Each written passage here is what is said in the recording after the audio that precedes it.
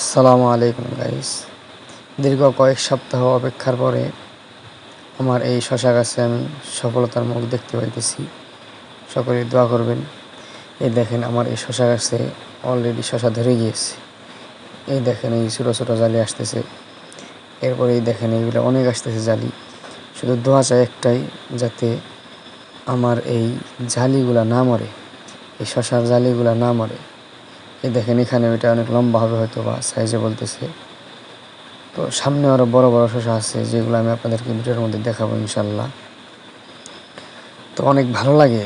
এই দেখেন এখানেও একটি বড় শশা, এই যে এটা হয়তো বা একটা ভ্রমণে ডাবছে আর কি। ভ্রমণ ডাবার কারণে মাঝখানে ঢেউ হয়ে গেছে, তো এটা ছিঁড়তে হবে। ছিঁড়ে ফেললাম।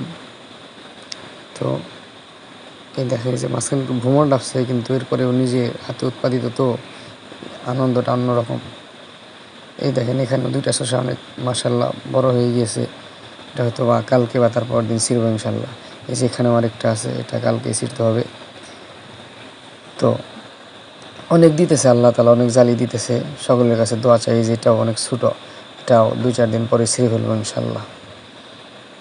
তো আপনারা সকলের কাছে একটি আবদারি, আপনাদের দোয়া আমি কামনা করছি, যাতে করে আল্লাহ তালা আমার এই শশা গাছে বরকত দেয়। শুধু শশা গাছে নয়, আমি পাশাপাশি বেগুন ক্ষেত লাগাইছি, এরপরে আপনার কলাও লাগাইছি। আল্লাহ জানি এগুলাই বরকত দেয়। তো আজকে 4টি শশা ছিঁড়ছি। সকলে দোয়া করবেন।